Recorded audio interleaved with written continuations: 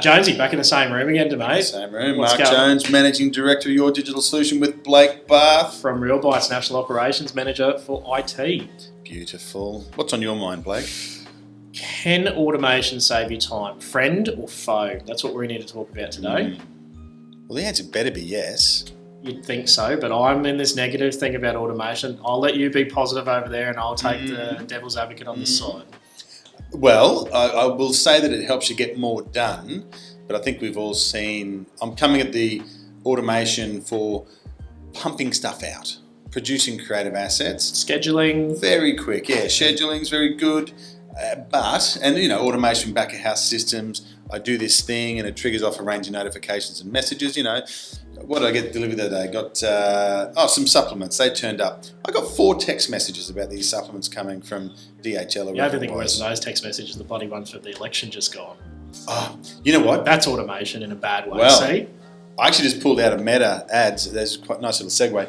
How much the different parties spent on the political campaign the last 30 days. Do I want to know? 6 million for the Labor Party, and they had over 600 different bits of creative. Very busy. I saw old Clive came in second, but that was a waste of money, Clive. Anyway. No refunds. Sorry. Yeah. Back on with our topic. Anyway, automation, friend or foe. Look, one of the ways I see people using automation in their marketing is to break down simple tasks, get them done quickly and get them out. Get them off the desk, tick the box, boom, I'm off that. That's off my list. The problem with that is we still have to have very clear messaging and we still have to know who we're talking to and respecting that listener. And, we often do see the enthusiasm of being able to produce a lot of material quickly. It's kind of like giving someone a megaphone, and if you aren't clear on who you're going for and what you're trying to say, you're just shouting at everyone, and there's that annoying person, at the rally that no one wants to hear from. And, not a real fan of carpet bombing with our market messaging. Want to really do this precision bombing and do a better job of that. So that's a spot I think is challenging, but it does get you through your list quickly. And I love playing bad cop because the only thing we ever see in the IT world with automation, spaghetti. Mess of people that have come in and different products and different platforms and different solutions and different services. They've just tried to jam it all together and say, here, we'll give you this, or we'll give you that. How, from a marketing side, how do you know what the right automation is? Well, testing, always testing, and asking people, what do you want to hear from us? And a good example of this would be the monthly email newsletter. Oh, the old EDM. With that, right? Yeah. But with high volume and loose management of that, you're quickly going to hit the spam filters. Can you talk a bit about spam? Yeah, absolutely. Microsoft just did this wonderful thing this week. Over 5,000 emails out from any business, so it doesn't matter who they are from their Microsoft suite. If it hits Outlook, Hotmail, Live, any of these things, blocked if your settings aren't set up right. Yeah, right. I'm not going to talk technical, there's no point. But you're going to have that stuff checked and in line. Otherwise, all your marketing, all of your resumes, everything that these businesses are doing, useless because it's just getting blocked before it even gets there. 5,000 is not a lot. 5,000 is not a lot. You do that in a day in some of these big businesses. You do that in an hour. Piece of cake. I think I do 5,000 emails an hour sometimes with that automation. Yeah, right. So I guess just don't host your email with this. Absolutely. Anyway. Go somewhere else. Well, that's the thing. And I think there's this black box effect for a lot of us where, you know what's inside that black box. But when we pick up tools that do automation, we don't always know the steps they're going through on the way through. We just sort of put something in one end, it whirs away and something pops out the other end. And I think without knowing what happens in between, we really lose sight of opportunities or risks for our business, don't we? Yeah, and some of that automation that we found, we've gone in and audited some business, and someone, a former employee, former business manager, whatever, has put this in place, and we come back and go, did you know you're sending emails to personal addresses, or did you know you're sending this data out to here? And we talked about AI on the first podcast we had.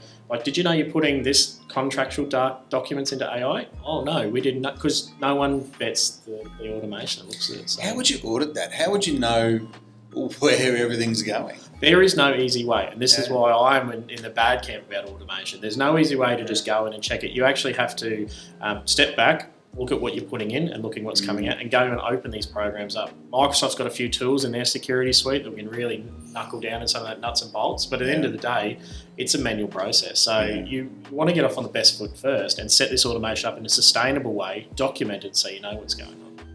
I just thought of a good place to look would be the CFO. just ask for all the software you subscribe How much to. are you paying for? What's Yeah, going, people sign up for things. Where's this Adobe license, this Microsoft license, this, absolutely. That's Who uses it? That's perfect to go and Yeah. start. Even people who've signed up for things, how often would you encourage people audit all their SaaS tools they've signed up for that We no one see it uses all the anymore? time, thousands of dollars in overspends. A credit card gets Really? cancelled and all of a sudden, this piece of software that was critical or this over here stopped working, whatever, because nobody knows. Nobody keeps a register. Wow. That's a great starting point. Go and build a register out of this sort of thing. Wow. So. I heard a friend of mine was explaining a psychological filter called a Dunning-Kruger effect. What is that? Well, it's where they have really broken people's familiarity with processes and knowledge of a thing down into quintiles.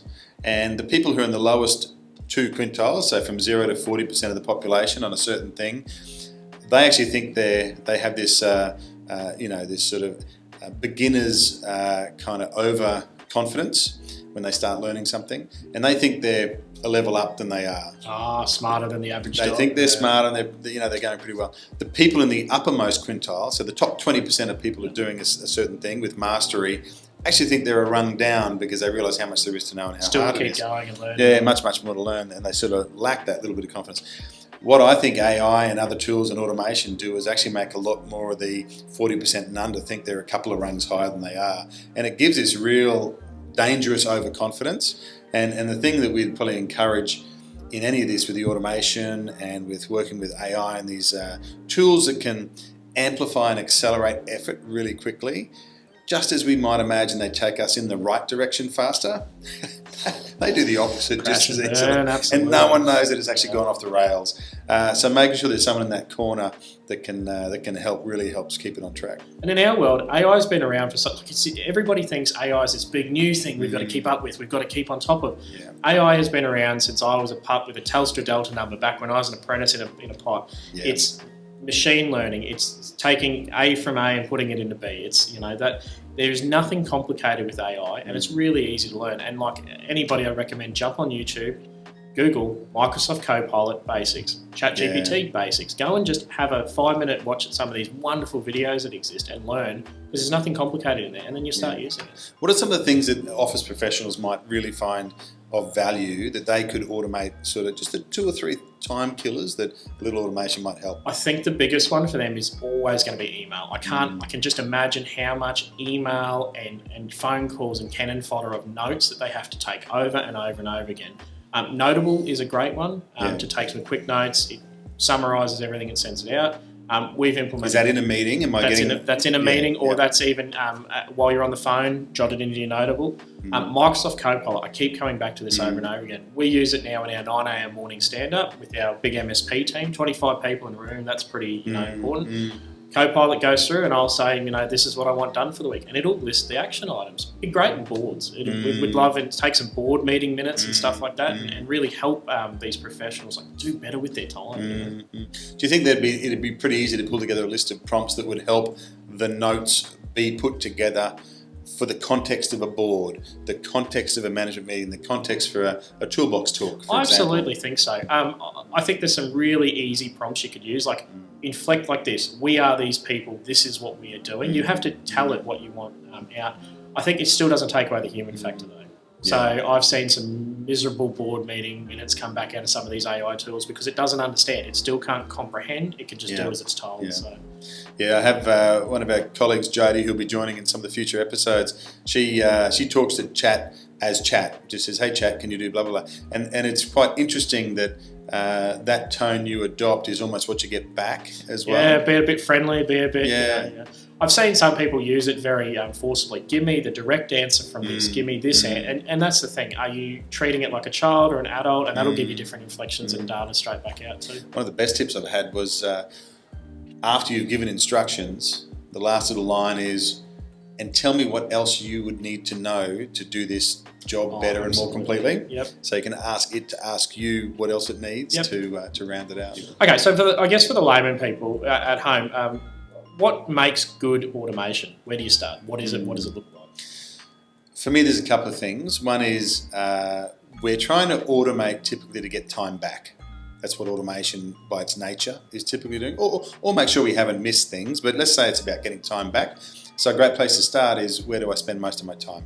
And so if that is in email, if that is in document proofing, preparation, circulation, Scheduling. yeah, even scheduling a meeting with multiple people. How do I do that in a way that I'm not one out across 10 people until the 11th person changes and I now have to go one out back through the last 10? There are tools that'll do that in a Absolutely. very automatic. So where's that time mostly lost? So auditing your time is a great place to start. And then each time we want to automate a step, obviously starting at the beginning typically. Tiny steps. Yeah, and then as we get them right, then we really trying to work out running little tests. Blake, I might ask you, what's a better way to build automation? I knew you were going to ask me that. I knew I'd have to answer this question, so I've got some notes here on my paper, which is really good. And you know what? That's funnily the best way to start.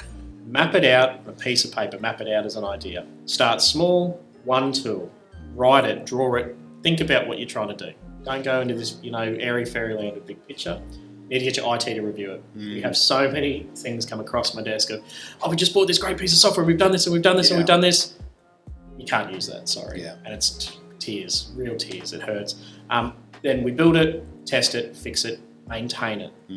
Because your job's not to stop things, it's to let the right things through. You do want to help empower these things, don't you? Yeah, we want to make life easier for our customers, our business managers and everything. But doing it in the right way so that in 6-12 months' time, it doesn't go back to bite someone in the butt. That's the worst thing. I hate 3 a.m. Sunday phone calls. Yeah, and then you want to make sure that, I guess, once it's enacted, do we record that? Do we share that with others? Do we let other people know that that's something we now have? Is this automation that's just been built for, let's say, the HR department? The wonderful, office lady in the HR department's just done something cool around the time sheeting. Is that something now we can share with other business units or other colleagues even? And is it repeatable? One of the big things about automation is, can we repeat this over and over and over again? Do you think businesses should get a small team together? Should they actually get, leaders of this inside the business? Maybe someone who champions this and then shares and collaborates? I used to think so. I would love to see more empowerment of the little guy. So, everybody's skilling up a little bit, because that helps, because everybody's got different ideas. We come from different walks of life, different backgrounds. And because something makes sense in my head, might not make sense in yours. So yes, I think there needs to be champions around this, absolutely, and own it. It's a very important space. But if we all come along on the journey, it makes life a lot easier. I'm terrible at Excel. Our wonderful executive assistant, Gemma, 30 seconds pivot table done. She laughs at me, and we're out here doing huge projects. I find that really endearing that you don't like Excel, because people who do like Excel, and apologies to your colleague, but they're normally a little bit odd, aren't they? You're not spending a lot of time with them at the Christmas party. Gemma's all right. We won't. Really? Okay. Yeah. That's maybe. I'll call her out by name. She'll love this. She'll love this podcast that she's on here. But the automation I've seen, these people do in stuff that I couldn't even think about. Brilliant. So definitely a time save. Do you know, automation reminds me of Jaws 3D. Jaws 3D. Am I showing my age? I'm a bit over 50, and I remember Jaws 3D. Okay. It was the first Why does it movie. remind you of Jaws 3D? It's the first movie that used 3D. Okay. And the end scene, and we're all sitting there with our silly little glasses on, and the end scene had that shark blow up, all the parts were coming over our heads and the ribs were coming at you. It was very exciting, but it was completely overdone. And I reckon automation can really quickly be completely overdone, and then suddenly you're lost in all the automation and you forgot what you were even there trying to do. So I really like your start with small steps, drawing it out piece by piece and just stepping it out. Key takeaway, ask an expert. Hop on the phone, ask your IT guy, ask your marketing. What have you done in the past? Simple questions can help. Really clear up that confusion at the start. Yep, cool. Thank you. Thank you, Blake.